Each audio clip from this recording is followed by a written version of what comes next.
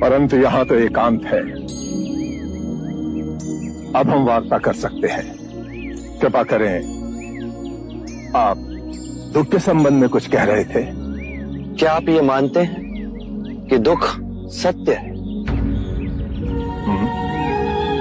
क्या आप ये भी मानते हैं कि दुख के कारण भी है? हाँ।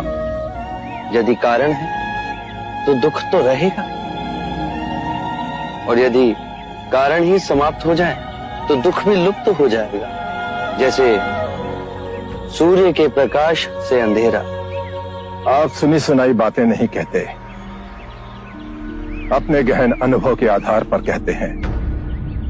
आप धर्म और सिद्धांत की नहीं, देखी हुई बातें कहते हैं। आपने कहा कि मुक्ति का मार्ग है अपने विवेक को जगाना और गूढ़ ध्यान में लिप्त हो जाना, जिससे मनुष्य स्वयं को और इस संसार को भली भांति समझ सकता है।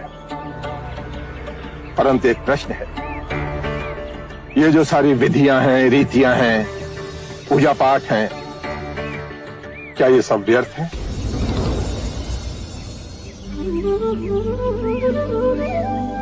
यदि कोई व्यक्ति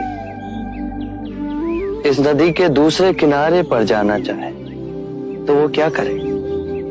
यदि जल गहरा नहीं है तो वो चलकर जा सकता है, और यदि जल गहरा है तो वो नाव की सहायता से जा सकता है, या स्वयं तैरकर जा सकता है।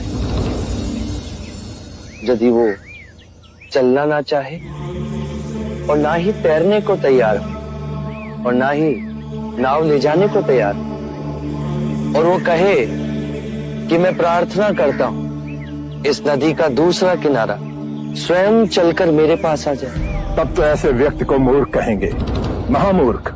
इसी प्रकार यदि व्यक्ति अज्ञान और भ्रांति को अपने विवेक से मिटाएगा नहीं तो